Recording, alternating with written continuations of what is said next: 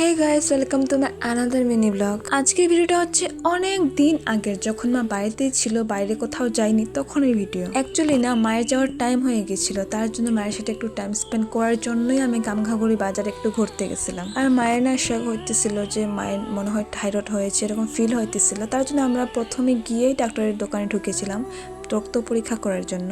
আসল কথা বলতে, আমাদের ফ্যামিলির মধ্যে যদি কিছু হয় তাহলে আমরা সবাই এই ডাক্তারের কাছে চলে আসি, কারণ জানি না এটা এই ডাক্তারের কাছে এসে আমরা সবাই ঠিক হয়, তার জন্য আমরা শুধু এই ডক্টরের কাছে আসি। মায়ের যে রক্ত পরীক্ষা করেছিল তার নাকি রেজাল্ট কালকে আসবে, আজকে নাকি পাবো না।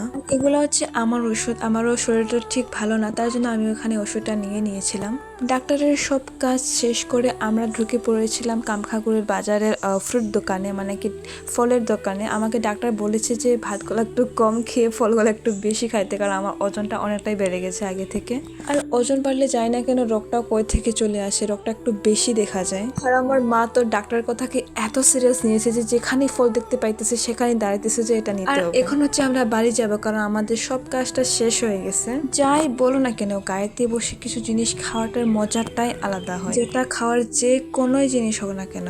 খেয়ে এখন আমার ভিডিও শেষ করার টাইম এসে গেছে। আমার ভিডিও যদি ভালো লেগে থাকে তাহলে অবশ্যই চ্যানেলটিকে সাবস্ক্রাইব করে পাশে থাকবেন। আমার ভিডিও লাস্ট অবধি দেখার জন্য সবাইকে ধন্যবাদ এবং টাটা।